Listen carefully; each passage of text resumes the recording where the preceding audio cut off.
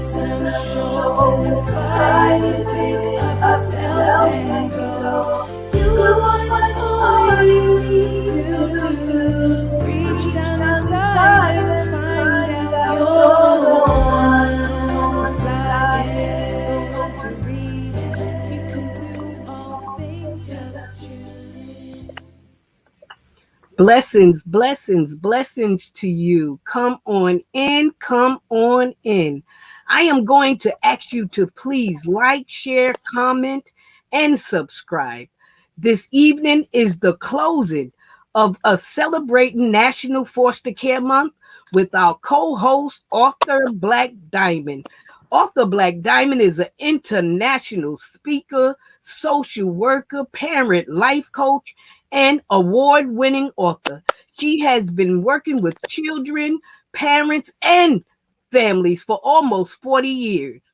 Please give your full attention to Black Diamond and her special guest panel of professionals, Cynthia Wilson and Alfredo Santiago. For the next hour, they will give you insight about what really goes on in the foster care system today. Their topic is the reality of the foster care system. If you have any questions, please put it in the comment section. Give them some likes and hearts. Black Diamond and her special guests. Thank you so much for having us, Denise. It's just been some journey doing these 5 weeks and celebrating foster care. There are over 430 children in the foster care system, and many have been on a journey from birth to foster care to adoption.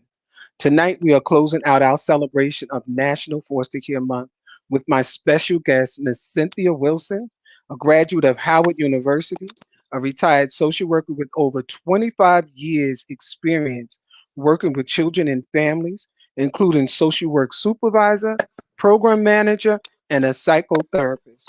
We also have Alfredo Santiago, a clinical behavioral health therapist, a graduate of University of Maryland, Baltimore County, and a graduate of Wesley Theological Seminary with a master's degree in theological and biblical studies with several years of experience as a child welfare worker. Now, both of you worked in child welfare, so I don't want to say former social workers because once a social worker, you're always a social worker, no matter where you go or what you do. Both the realities are children who come into foster care for many reasons. Let me ask you a question. Do you think children who come into care are removed too quickly from their biological parents for reasons of abuse or neglect? Or do you think too many are left too long with compromised parents? That is a challenging question. um, the reality is there is a lot of investigation, right? When we get a report, a suspected abuse or neglect, and the social worker that goes into the home has to assess for safety. And sometimes things can seem like everything's okay, so you don't move towards separating a child from their parents for safety reasons. And sometimes for very obvious reasons, you've got to remove them for their physical safety and their overall well-being. So, it's really up to the social worker who's assessing, the case manager, and obviously we are visual people too, so we use our senses, actually, of seeing, of hearing the story, any smells that might sound even unfamiliar, touching certain areas. So the question is, do they get separated too quickly? There are times that happens, but most of the time, that does not happen that way. Miss Wilson, what is your thoughts on that? Do you think that sometimes children are left too long with compromised parents before it's too late for them to say that it's time to remove the child? Do you think it should have happened sooner?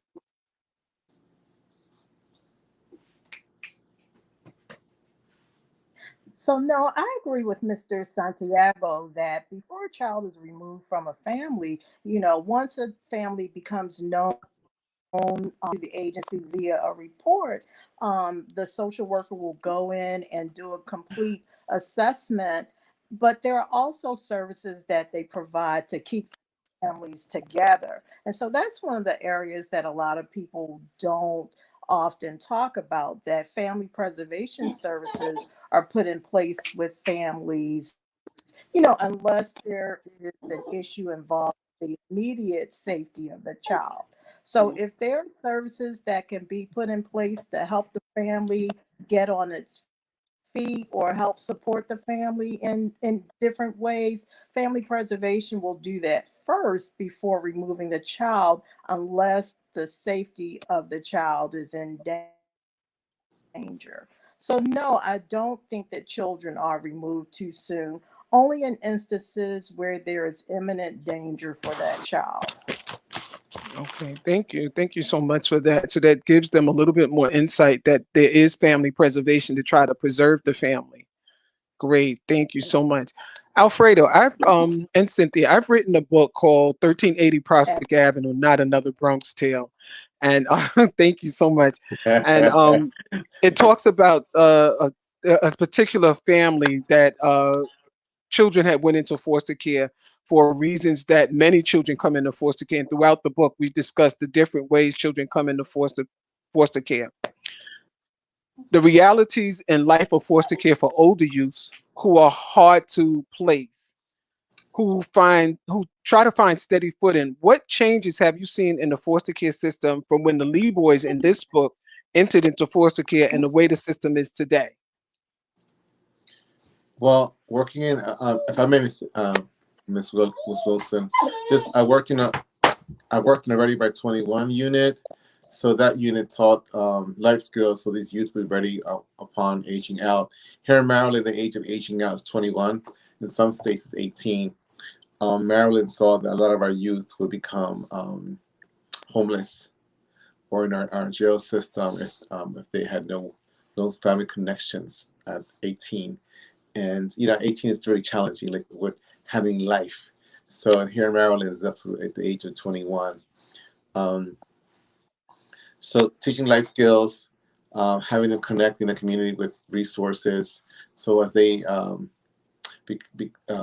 age out of our system and move into young adulthood, they're connected with services that are available to them.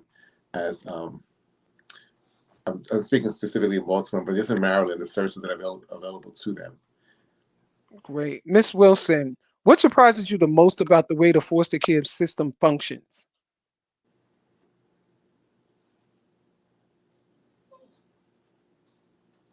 Well, I think there were many things that surprised me, but I think one of the primary things that surprises me is some differences between how each jurisdiction operates. I think that some of the jurisdictions operate a lot better in terms of the actual supports given to both the children and the families. So I think that was probably one of the biggest surprises for me. The other surprise for me was the amount of burnout that workers experience that always get the support that they need during those times. That was another area of surprise for me. Right. So we see that some workers do. It's not that they're complaining. It's just a common fact that they do burn out because of some of the cases that they have and some of the journeys that they take with these families. And so that surprises you the most. Alfredo, we've often talked about the best interests of the child. Do you think the rights of parents supersedes what's in the child's best interest? No, and that's why we call the system child welfare. You know, vulnerable children. I'm thinking like even like before even birth, right? But they're still in the womb up to the age of 21. A lot of times, and maybe of course at 18 and 19, 20, I hope that you do have a voice. But a 5-year-old that's being abused, you know, 8-year-old that's being neglected and being fed. Um, a lot of times, who do they turn to? And we're the voice for them, we're the advocates for them. So they are our focus in child welfare. as they should be. You know, in our one of the things I really appreciate you that you talked about history in a email that you sent to us not so long ago.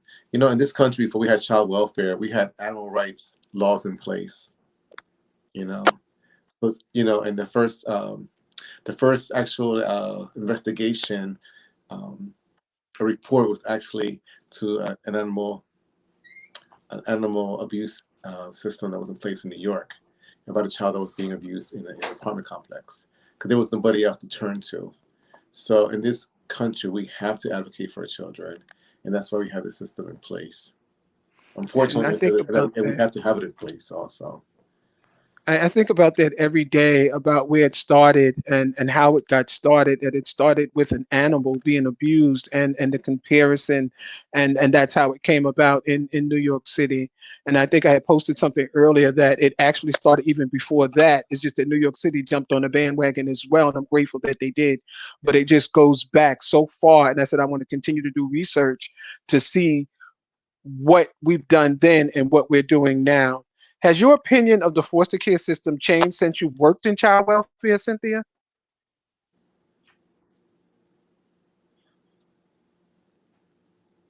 Hmm. It has.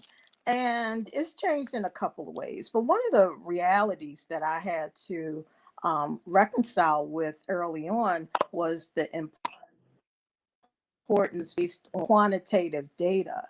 And so, the quantitative data involves, the paperwork side of it, which can be very tedious. And there's a it's placed on the quantitative data. And so, when you're working with people, initially going into it, my expectation was the focus would be on helping the children and helping the families and doing everything that we could support them and support when appropriate. But most importantly, supporting permanency plans that are most appropriate for that individual child. So the paperwork sometimes in cases took precedence, not but because of the amount of paperwork, the quantitative data that's collected, in my opinion, it superseded the actual care and value placed on the individual child and families. Exactly. Exactly. Alfred, I want you to discuss changes to the foster care system that could have been made in order to protect the Lee boys in 1380 Prospect Avenue, because the system is involved. What changes do you think could have been made in order to protect them? You know, a lot of well, I'll just say because of volume, sheer volume of youth that are in the foster care system in many states. Um, the case managers had to go out once a month to do a face-to-face interaction with the youth. You know, spending hour at most with a child to see if they're safe in their environment that we place them in. Because that it was guaranteed. You know, you don't always see what's going on from day to day in those places. So sometimes you miss opportunities with these young men, three brothers, Silk, Satin, and Suede. You know, they had no guidance, nobody to really like mentor them. The mentor them was like the streets, you know, the people from their community, and that could be a positive thing, right? We like to think there's a lot of positive people in our communities that mentor our young men and women, but sometimes there's other people who are grooming them to lead them into the direction that is just going to lead them into a life of turmoil. And that's something that happens in any state. And I'm so glad when you had mentioned earlier that in other states, because it's not just here in the state that we're in now, that happens in any state and not just urban communities. It happens with these children in foster care, in the foster care system, where the communities need to come together. But sometimes they come in a way where they are the parent of these children who are in the system, and those children wind up going towards those people because they think that those people are now their family. Cynthia, many foster parents quit. Some we lose within the first year of them being a foster parent. What can we do to support them as they support our children?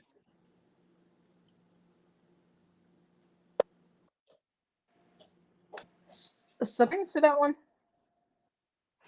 Many There are a foster lot of parents, they things that I quit. feel that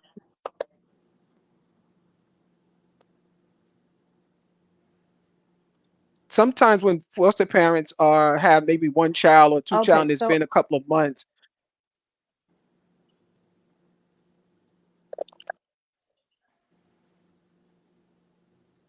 once sometimes foster parents they'll have a child and then they decide that they can't do it anymore, that it's too much for them to handle. In what way can we support them because they're the ones that's actually supporting the children in the home? What way as a social worker or agency or organization can we support those foster parents?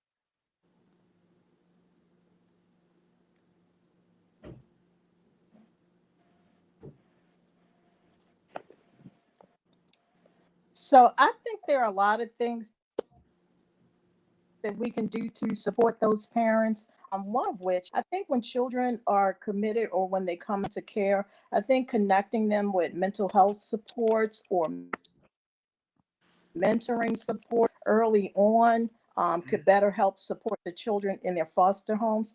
I also think that having support groups for foster could make a difference. Allowing them opportunities to gather with other people in the same predicament, sharing ideas, um, just being there to listen, to allow people an opportunity to ventilate. I also think that having designated social workers from the private agencies or public agencies that work specifically with foster parents to help guide them through the process because they receive very extensive training. But sometimes the training and the actual practice is two different things. And so I think having a professional there to help guide them through the process is definitely very important. And I think it would help retain foster parents who are really in it to give their all and to give love to the children. Thank you for that. We discussed a few minutes ago about how foster care began. Discuss one way you would change policy in the way the foster care system is today compared to the way it was maybe in the 70s, because there has been some changes. But what changes do you think that we really need to make?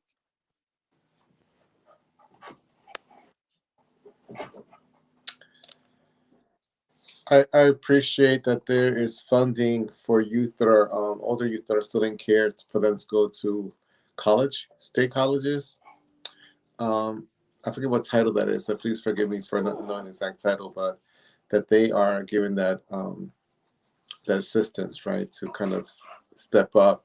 And a lot of them, I say a lot of them, I don't, I like to work from numbers, not have numbers in front of me, but not all our youth take advantage of that.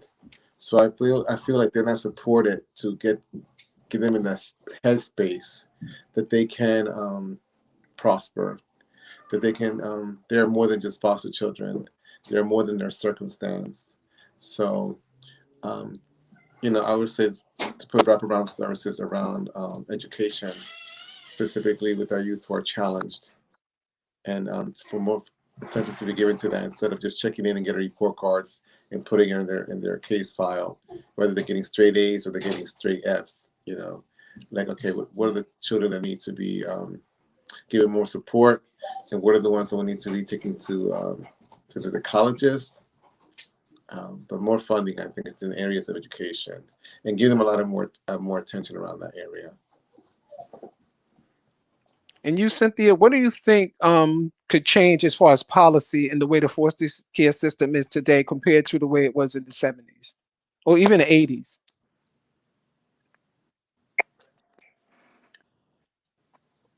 So for me, I think putting policies in place that really work more intensely with parents who are appropriate to protect their children. policies that would allow children to with their biological parents, and supporting the families with whatever the issues are, more money placed to help support the families of origin, I think would be the type of policy that I would like to put in place. And that would allow children to stay with their families versus growing up, you know, in different environments. Because when children run away, who do they typically run away to? They go back home to their parents. Exactly. Exactly. You're so right. Is the foster care system effective or is it broken? What a question to ask. Oh, um, can I just tell you, we work with broken families, oftentimes, not all times. So if we work with broken families, then I say it's going to make sense that we work with a broken system. It reflects the population sometimes that we work with. Now, I believe in repair work Mhm. as a social worker, right? So we do it from the family on up.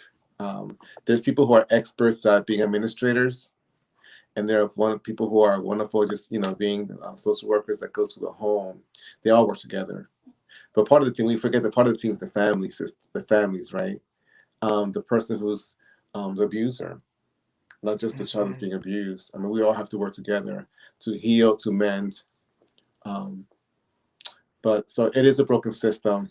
But again, I believe in reconstructing families systems. So it's not all a wash. Yeah, we have to keep very hopeful in this work. Well said. Cynthia, what about you? Do you think the foster care system is effective or is it broken? I, well, I totally agree with Mr. Santiago. I think there are definitely a lot of strengths in the system as it is today, but I think there's also room for improvement. I think that the system, based on who we work with, based on politics, based on a lot of different factors, I think that the system is doing the best job that it can. I think there are areas, that the system can always improve in as it relates to outcomes. Wow. Thank you so much. Now I'm old school and I believe that it does take a village to raise a child. How could the foster care system involve the community in the crisis we are facing with our youth? I go back to, and please forgive me, I keep saying social work because that's who I am. That's what my profession is. We're taught to collaborate, so it takes a village. So we talk about community asset mapping. And I learned that term while I was in school of social work, and that is just simply like what's in our community. Recreation centers, churches, places of worship. Does that businesses, schools, um, and just kind of connecting our youth with these organizations, these places, these spaces, these people, and keep that ongoing, not just like one child at a time, right? Like to establish those relationships so that people know that yeah, we need you in this support of our youth. Mhm. I like when you say old school. This old school saying, "It takes a village to raise a child." I'll take that to my grave. Those are words of wisdom, and I thank African ancestors for making that wonderful, wonderful saying that we have dear to our hearts. Um, yeah, just again making fun connections, and that's what keeps our youth a lot of times out of trouble. You know, Mhm. um, this just I go back to your book a little bit, but community members. A lot of times you're sitting on a stoop, you're sitting on your porch, you're sitting wherever you're sitting in your community. A lot of times you don't have to go anywhere to hear the news. People bring it to you. You know, so it's just good to know what our youth are doing. what's my child doing, what's your child doing, and be able to approach one another respectfully and with concern when we see your child's a little bit out of line, or I see your child's hanging out with people that I don't know if you want them to hang out with them. Um, just the eyes and ears, right? So again, just building those community relationships that are so important that we do as young people, but we also do it as adults. I mean, that's what makes us successful.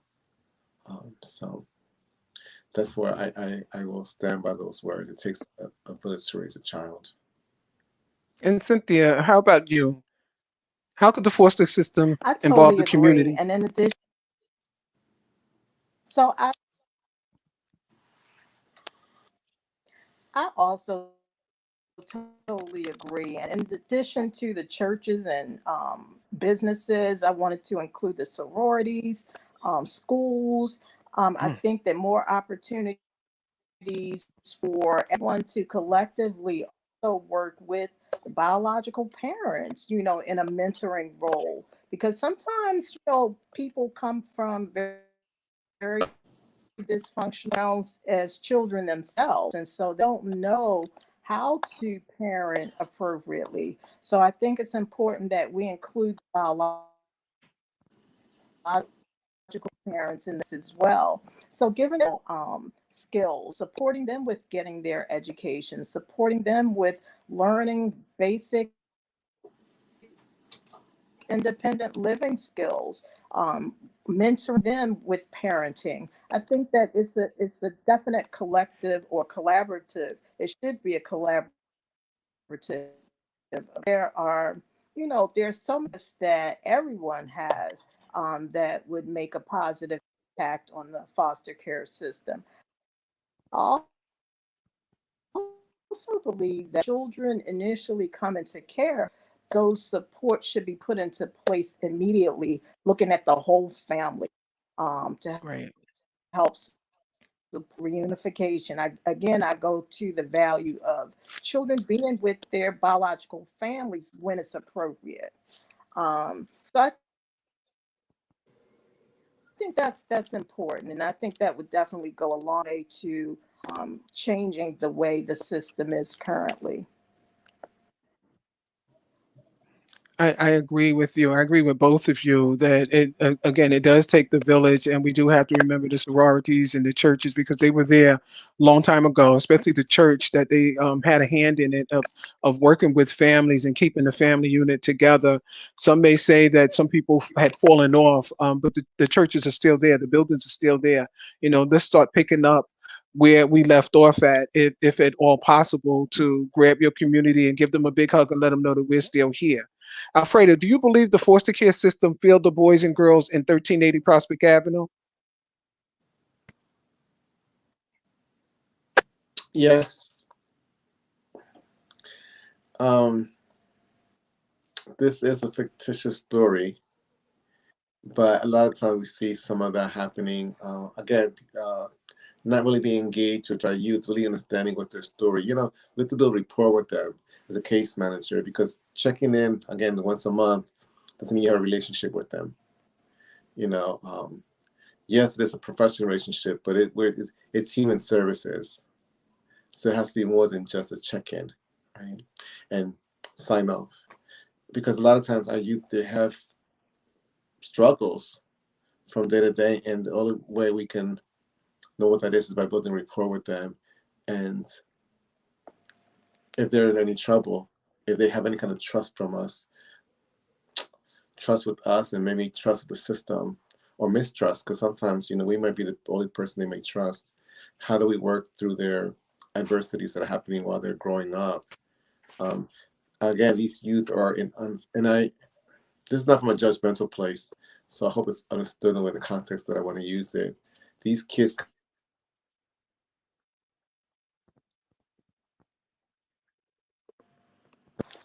in a foster care system because of abuse, right? So they're coming from unstable households, so they need some support. So a lot of times, to say we fail them, at times we do. We have to really support that in their lives to improve the quality of life. but we have a big part of that's a big part of our responsibilities. That's why specifically our work is called child welfare. Oh, When we take that on, that's a big responsibility. wow, it is so true because it is called child welfare, and it's not saying farewell to the child. It's bringing us together to be able to support these children.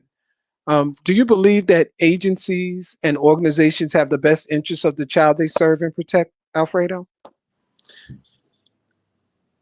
You know what? I want to think that most people have integrity in this kind of work. Um, Now, it doesn't always play out the way we want it to. That's the honest truth. For the most part, I want to believe that most people have integrity in this kind of work.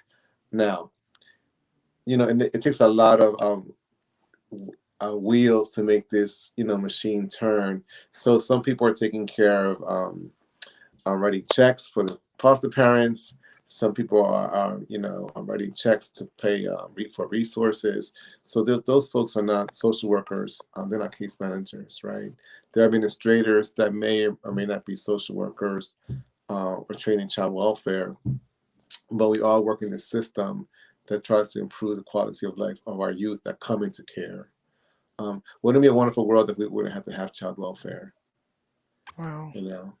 But we don't live in that type of world, and because we don't live in a world that a lot of our youth do live in vulnerable households, these systems have to be in place. So I would hope that most of our people would have integrity, knowing that every piece that they play in child welfare is so significant to the welfare and well-being of our children. Cynthia, the same question to you. Do you believe agencies and organizations have the best interests of the child they serve and protect? I think they definitely have the best interests of the children and the children that they serve. But I think because of accountability, a large focus is placed on the quantitative. So have the it's a numbers game, and so ensuring that the numbers reflect the expected outcomes, I think is definitely important. So I do think that they have the best interests of the children at heart, but I think that there's also a great deal of importance placed on quantitative information. Wow. Columbus, Ohio, Micaiah Bryant, a foster child until April 20th, when Bryant, who was 16 years old, was shot and killed by a Columbus police officer when he allegedly saw her swinging a knife at a woman in front of her foster home. Can you identify the gaps in the foster care system that would ultimately lead some of our children being runaways, aging out homeless, and some dying while in the foster care system? A system that removed the child from a home and placed it in the state's protective care, a foster home. Can you identify some of those gaps? Black Diamond, you're asking some difficult questions tonight, but that's what this is about, right? And so I appreciate them. Um, Anecdotally, I had a young man who was on my caseload who he was incarcerated while he was in care. You know, we cannot be the eyes and the feet of our children all the time when they're out in the community. We try to guide them and mentor them. Now, we can make at any age make incorrect decisions that may end up have us being incarcerated, guilty or not guilty, behind bars. Um, so, in our work, we still visit the youth. We don't give up on them. We still go visit them in the jail system, prison system. Um, some of our youth have been, this is have been shot. This young jail lady was killed. It happens. It happens in our streets. It's so unfortunate. Um, that I don't want to blame it on a case manager or a social worker for the placement, unless the placement was a fit that just that there was That was not in the best interest of the child. When I say that, they complain every month, and it's documented by the social worker that the foster parent is mistreating them, and they want to be removed from the home, because we have to pay attention to them also, right? We can't, because we place them somewhere and we know that it's going to be the best place for them to be. We hope that it is.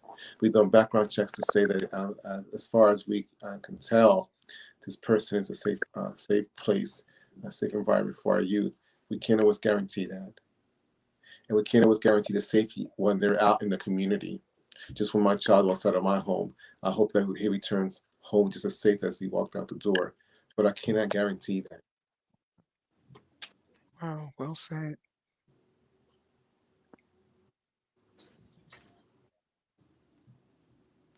And Cynthia, can you identify some of the gaps in the foster care system So for that can me, also lead? from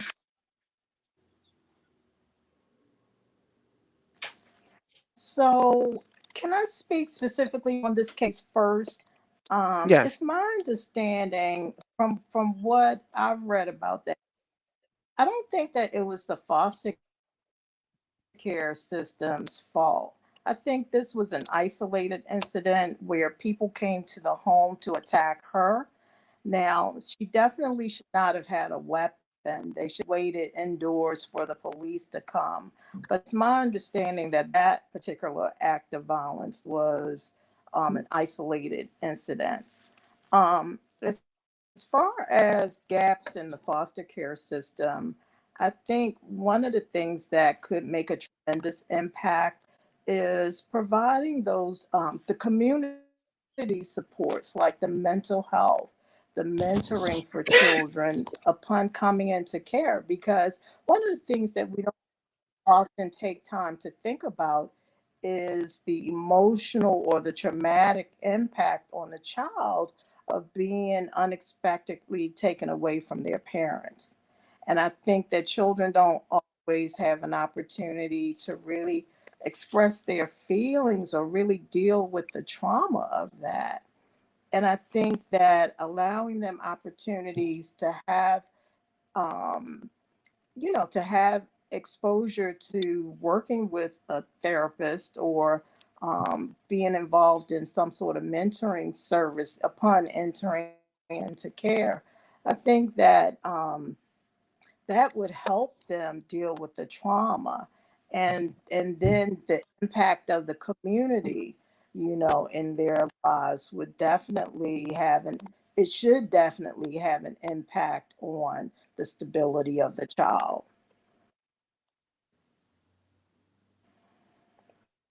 Right.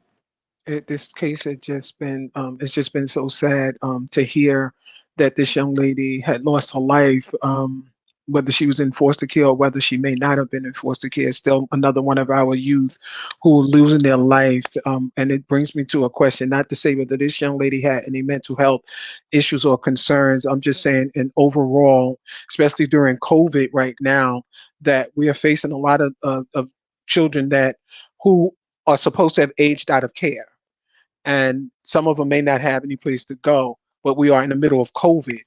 How do we help those children and some of the families who may not be ready to accept their now adult children back into their lives?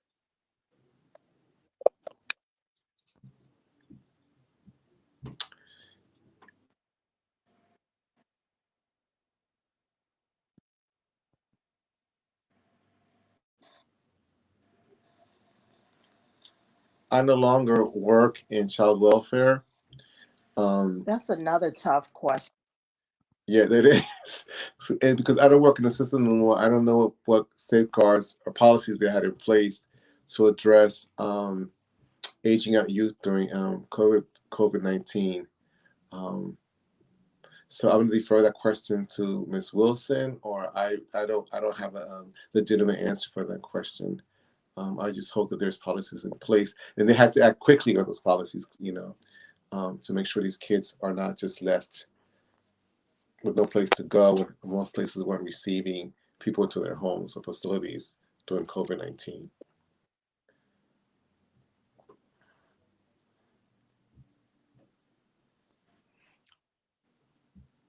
We have a Yes, question so here that says, I can't answer that question either because I'm not.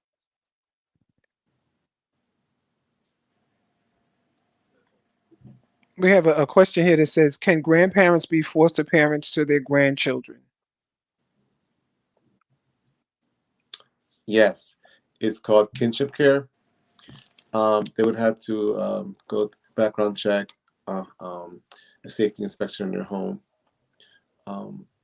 It's actually preferred that the children go to that are provided foster homes in their families, their relatives' home, because they're more familiar with them, and that allows for continued family connections and family preservation.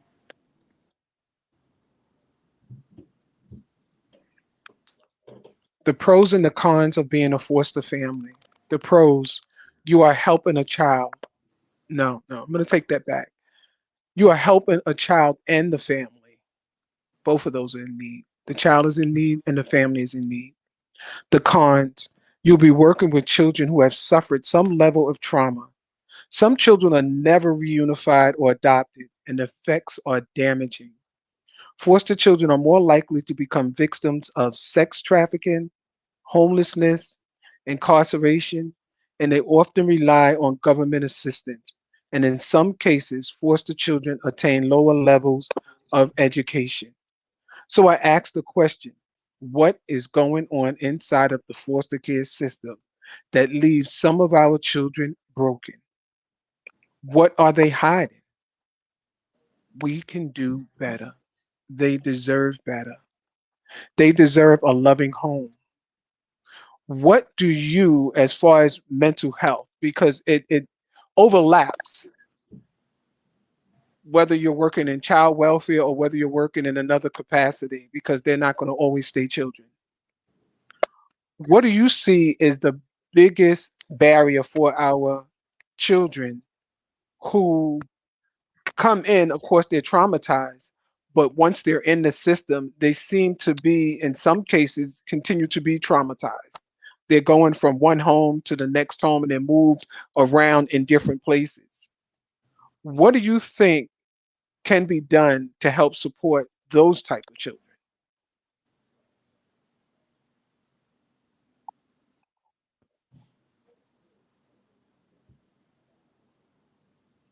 Um, from a Ready by 21 perspective, first of all, So we as all I need. talked about earlier,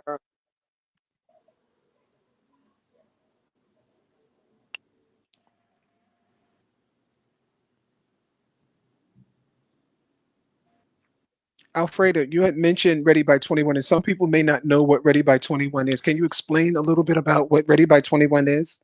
And you know what? And excuse me for using like travel for jargon, and it might be specifically in Baltimore, but it's basically a teenage unit. Teenagers from the ages of 14 to 21 are giving special case management attention. Again, preparing them to have life skills for when they become age out beyond 21 here in Maryland, and it could be other states 18 into 18th birthday. So there's life skills like finance, um, could be sexual health, healthy relationships, conversations about domestic violence. It could be planning their tours to visit schools. Giving special attention just because, fortunately, those youth a lot of times are not going to be returned with their parents, reunited with their parents, because of reasons of safety. And then sometimes parents could be incarcerated. Sometimes they die. So they're in our system. So and they may not have any relatives that they could be placed with, so they just need special attention. Um, and I just remember to be in that specific unit, you had to have a heart for giving more extra time to our youth, who had like young adult issues, relationships, you know, um, um, heartbreak, um, unwanted pregnancies. Um, they have dreams. They don't know how to achieve them. They need someone to sit down and talk to them how to achieve dreams of higher education, moving to a different state, having a healthy family. how would that look like if they didn't come from that kind of background? So that unit, Ready by 21 or teenage unit in some other jurisdictions, just gives them special attention to hopefully divert them from getting into any kind of criminal activity, um, mischief. I don't know, because I'm gonna retract criminal activity to say mischief. That a lot of youth can do if they're misguided or don't have somebody, engaged with them. Some kids are more mischievous than other kids. We know that, right? But they still need mentoring. They still need somebody in their life to make them feel that they have some type of security. And really, and remember, these youth don't have the security that most children have because they're not living with their parents. That's our main security in our lives, right? That we can come home to our parents. And these children don't even have one parent to come home to, let alone two. Cynthia?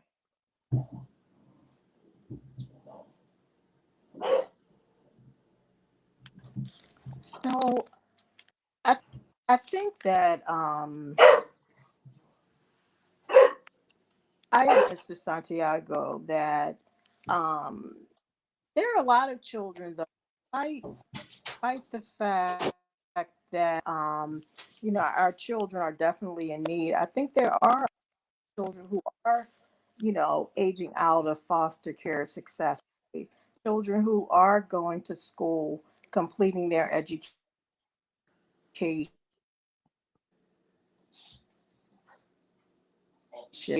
learning the skills that once they out, that there are a lot of children who, with good foster parents who are supportive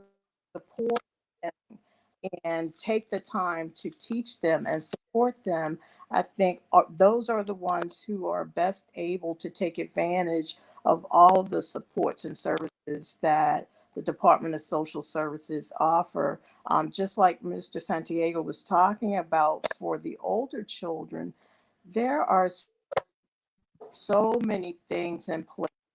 Having access to a college education, if you want it, Mm. is something that will definitely put them ahead of the game once they become adults. There are so many other opportunities that our young people have access to if they stay in foster care long enough to age out that definitely benefit them. And some of the opportunities includes getting apartments while they're still in foster Mm. care to learn how to pay their bills before they age out, getting support employment long before they age out if they're open to it. But I think the thing that makes the difference is the people that are involved with them. I think that makes the difference, as well as their own level of motivation. Right. Wow, so true, so true.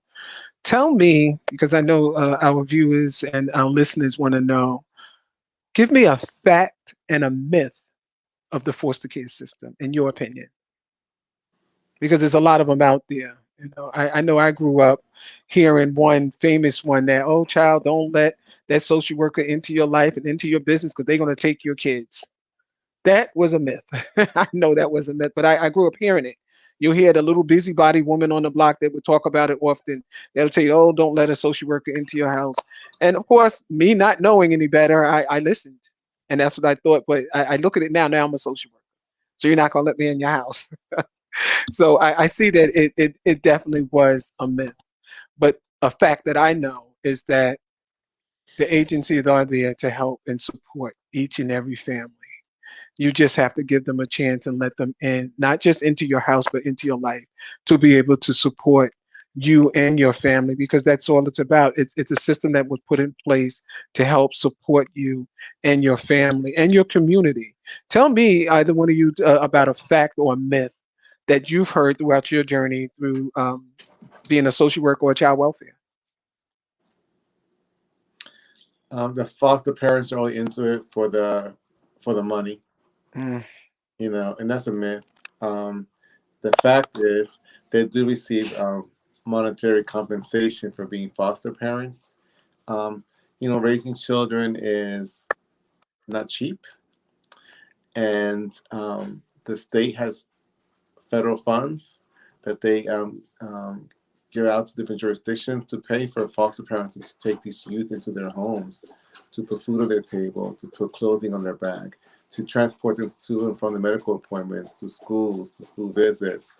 So they do get compensated as a way of showing gratitude for allowing these vulnerable youth into their home.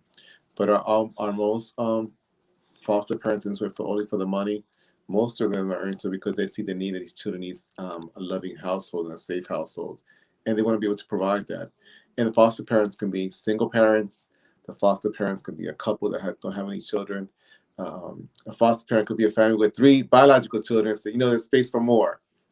There's space for more children in our household for us to show love and kind of connectedness. So, so I hope I answered that. Okay. Yes, you did. Yes, you did. Thank you so much, Miss Cynthia. I think that my myth would be the same as yours, that social workers only want to take people's children away from them. And that is so not true, just based on the fact that family preservation services are there. So if a parent is struggling with an addiction, family preservation will certainly connect them with drug treatment. Um, Mm, so if the parent's BG&E has been cut off, or no food in the house, DSS will certainly support them with getting the gas and electric on, with getting food, with working with the family on whatever the barrier is to keep their children in the home. So in cases like that, I think that the child welfare system definitely works really well, because there's so many services that are out there. But one of the things that I definitely appreciate about family preservation is that, in addition to the immediate needs, they also teach families how to look for resources in the community, so that when they're faced with different situations, before it becomes critical, they can reach out to churches, they can reach out to different organizations, they can reach out to the community for support before it comes to the attention of child welfare. yes, yes, indeed, indeed, indeed, indeed. I want to say thank you to my guest tonight for giving us insight into the foster care system. And thank you to Denise Newsom for allowing me to celebrate the National Foster Care Month. I hope during this journey you were able to understand just how essential you are to our children and families, especially those children who transition from foster care to adoption. Also, those children who are transitioning and they're carrying their personal belongings in trash bags.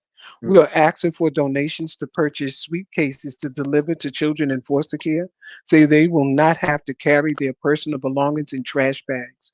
We ask that you send donations to Together We Rise, and it's there posted on the screen. I also want to say that, and for following, liking, and sharing our celebration for 5 weeks, I would like to announce the name of our winner in the National Foster Care Month drawing. And that winner is Miss Rose Stevenson. You have been following us, liking, and sharing with us. And I thank you so much for that. I thank you, Alfredo Santiago, so much for being here tonight and giving everybody insight. And thank you, thank Sure. you, thank you to Miss Cynthia Wilson, and of course, thank you to Miss Denise Newsom for allowing me to sit on this platform, and thanking her for allowing me to be able to speak for 5 weeks about the National Foster Care Month. Thank you so much, Miss Denise Wilson, Miss Denise Newsom. Miss Rose Stevenson, if you would contact Denise Newsom show so I can get your information and be able to send you your prize. Again, thank you, Denise Newsom. I appreciate you so very much. You are Thank most welcome. You are most welcome. I tell you, the month of May has been a memorable month for my audience as well as myself and team. Black Diamond, the Denise Newsom Show, would like to thank you and all of your special guests for from the bottom of our heart for sharing and blessing us with each of your experiences, knowledge, and wisdom to foster care. You were a great co host. Job well done. Job Thank you well so much. done. I am so proud of you and thank you again. Thank you for tuning in live. Thank you to all that will be watching the replay. Please join us next week. Our special guest is author Lakeisha Buckley. Our topic is, does God hear my prayer when I pray? I learn differently. There is a boy and girls version. God bless.